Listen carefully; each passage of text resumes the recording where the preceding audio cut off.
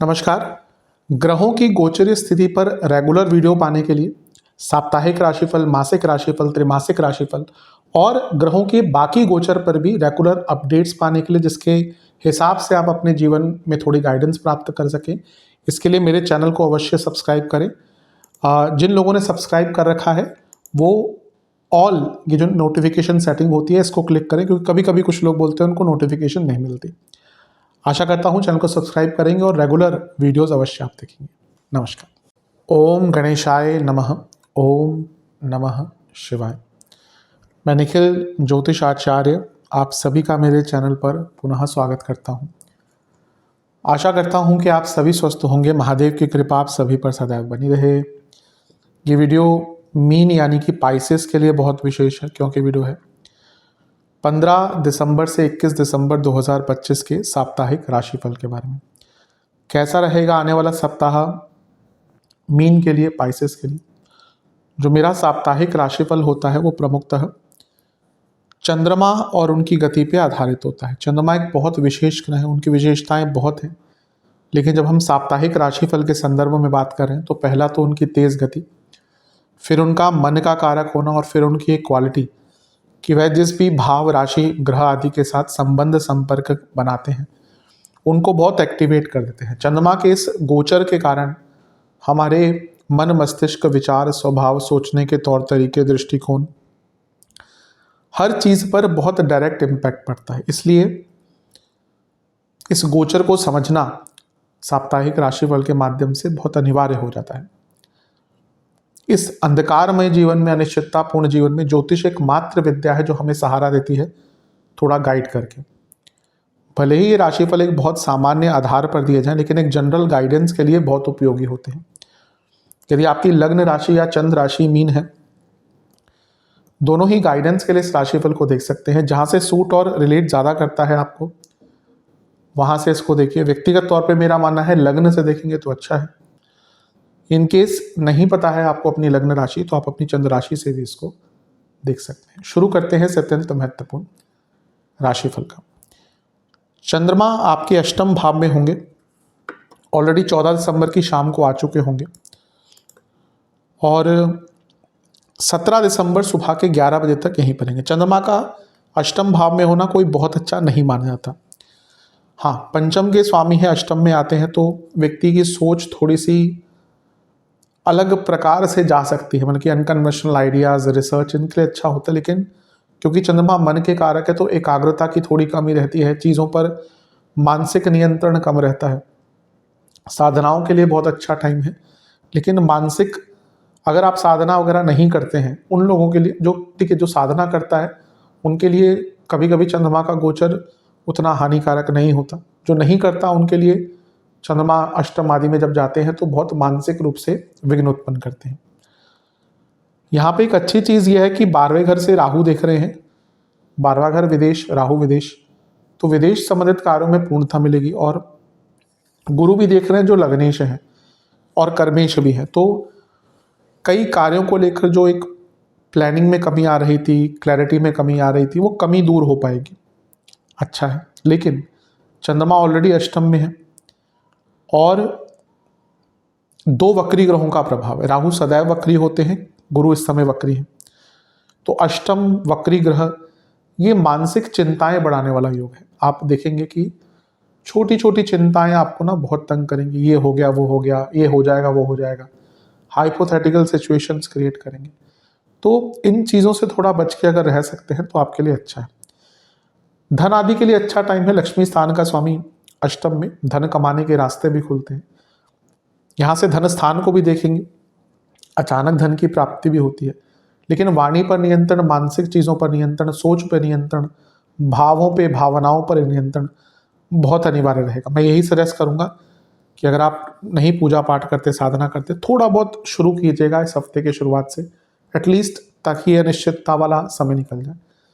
नवांश कुंडली बता रही है कि बहुत सपने देखेंगे जो अधिकतम अनरियलिस्टिक होंगे। दशांश कुंडली, कार्य क्षेत्र में कोई बड़े निर्णय मत लीजिएगा। कोई निर्णय लेने भी हो तो बहुत सोच समझ कर। जॉब चेंज का विचार कर रहे थे तो कुछ मौके खुल सकते हैं। बिजनेस में फ्यूचर प्लानिंग पर इस समय को दीजिए, बैठिए, विचार कीजिए क्या क्या कर सकते हैं। जहाँ तक लव लाइफ की बात है, समय ठीक ही दिख रहा है। अनरियलिस्टिक एक्सपेक्टेशन, जो मैंने थोड़ी देर पहले कहा था कि अनरियलिस्टिक सपने, यहाँ पे तंग कर सकते हैं लव लाइफ में। वैवाहिक जीवन, कंटेंटमेंट लाइए जो बहुत दूर दिख रही है। कंटेंटमेंट एक आ जाता है ना तो रिलेशनशिप स्टेबल होते हैं। स्टूडेंट्स, ट्रस्ट इश्यूज आपके आसपास के लोगों पर आपको हो सकते हैं, और ये सही भी है। ऐसा लग रहा है कि आपके आसपास के जो लोग हैं ना, आपकी संगत जो है वो विश्वास का पात्र नहीं है, आपका समय वेस्ट करते हैं। तो या तो संगत बदलिए या फिर अकेले पढ़ना स्टार्ट कर दीजिए, अकेले रहना स्टार्ट कर दीजिए, क्योंकि यहाँ पे दिख रहा है कि आपके आसपास के लोग आपको आगे नहीं बढ़ने दे रहे।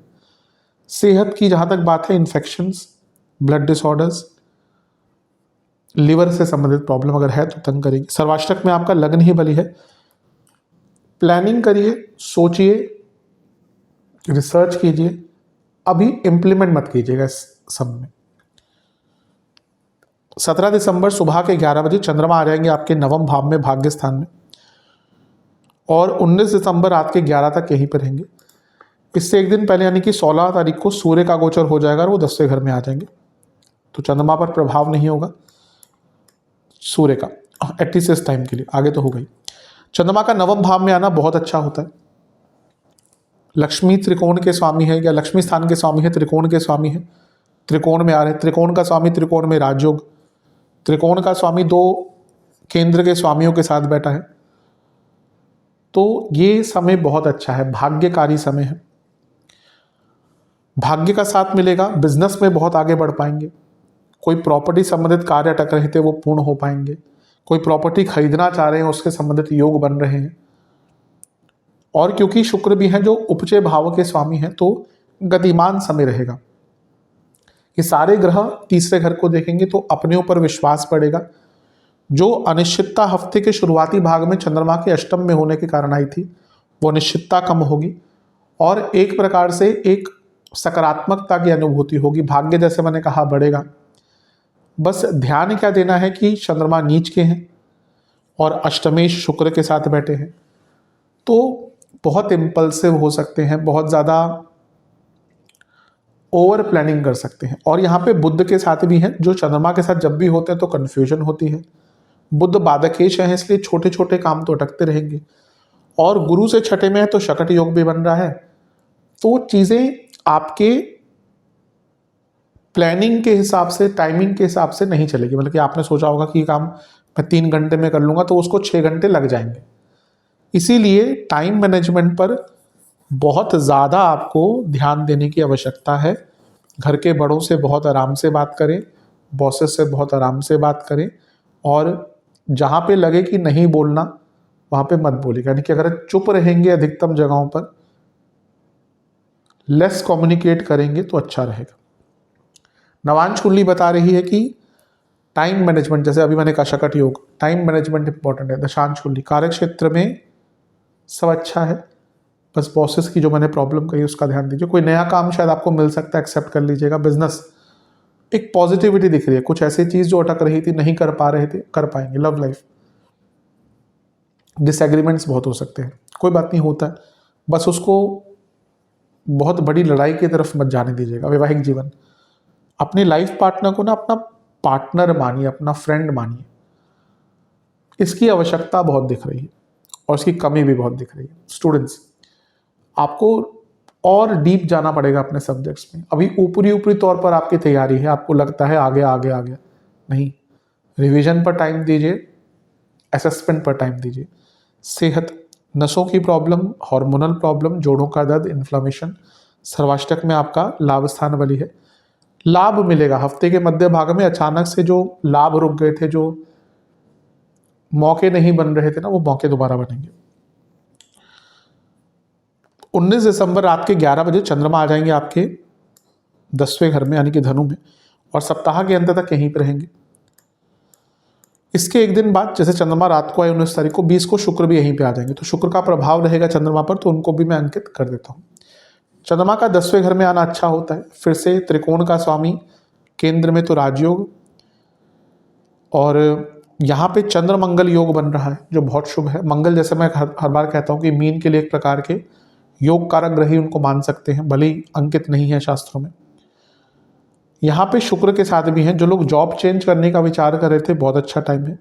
चंद्र मंगल योग, जो लोग कुछ हटकर पैसा कमाना चाहते हैं, ट्राई करना चाहते हैं, ये वो टाइम होता है, आप वो रिस्क ले सकते हैं।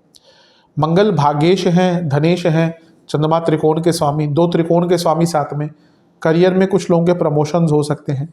सूर्य भी साथ में है जो उपचय भाव के स्वामी है, अर्थ त्रिकोण के स्वामी है। मंगल सूर्य दोनों दिग्बली हैं, सब अच्छा दिख रहा है। बस दिक्कत यह है कि चंद्रमा सूर्य के साथ है तो अमावस्या दोष, और शुक्र भी अष्टमेश है। सब कुछ अच्छा जा रहा होगा, लेकिन आपसे ही कोई गलती हो सकती है, और यहाँ पे अगर गलती होगी ना तो it will be a blunder of a mistake, बल्कि बहुत बड़ा मिस्टेक हो सकता है। तो जो लोग जॉब करते हैं, बहुत केयरफुल रहें। बड़ी गलती की संभावना है, छोटी मोटी नहीं। ट्रांजैक्शन का आपका काम है तो बहुत केयरफुल है। और दूसरी प्रॉब्लम यह है, अगर आपसे यहाँ पे गलती होती है, जो आपके आसपास के लोग हैं वो उस गलती को इतना एग्जैजरेट करके दिखाएंगे कि आपकी इमेज, आपकी गुडविल खराब हो सकती है। जॉब चेंज करने के इच्छुक हैं, अच्छा टाइम है, लेकिन बाकी स्थिरता दिखाइए। सारे ग्रह चौथे घर को देख रहे हैं, और यहाँ पे ऑलरेडी एक वक्री ग्रह, तो ये इमोशनल वल्नरेबिलिटी, घर में लड़ाई झगड़े दिखाता है। और ये चंद्रमा पर कितने ग्रहों का प्रभाव है, देखिए। मंगल शुक्र सूर्य साथ में बैठे हैं, और गुरु शनि केतु का प्रभाव है। कभी भी चंद्रमा पर इतने ग्रहों का प्रभाव अच्छा नहीं होता।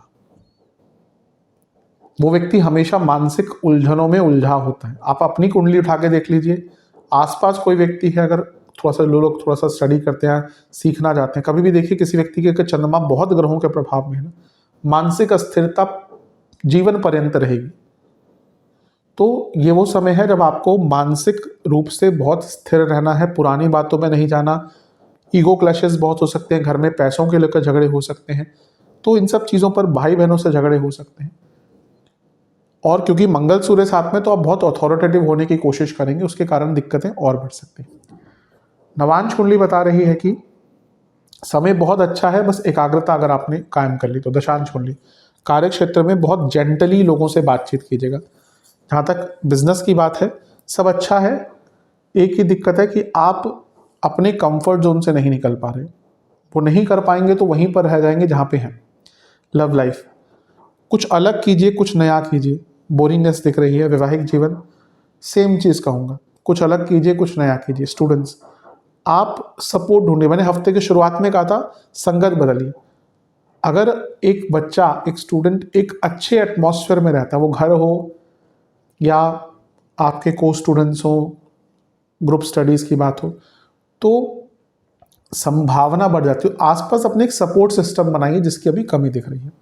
सेहत की जहाँ तक बात है, बीपी की प्रॉब्लम, जिनको कार्डियक इश्यूज है बहुत ध्यान दें। हार्ट से संबंधित रोग जिनको है, दिक्कत हो सकती है। हड्डियों के रोग, नसों के रोग और हार्मोनल प्रॉब्लम। सर्वाष्टक में आपका अष्टम भाव बली है। बहुत इम्पल्सिव ना रहें, सोचे समझे कोई बहुत बड़ा निर्णय कुछ टाइम के लिए अवॉइड करें। उपाय के स्वरूप में आपको शिव चालीसा का 3 बार पाठ करना है। आशा करता हूँ वीडियो काम आएगा। चैनल पर नए हैं, सब्सक्राइब कीजिए, वीडियो को लाइक कीजिए। मिलता हूँ अगले वीडियो में, तब तक के लिए ओम नमः शिवाय।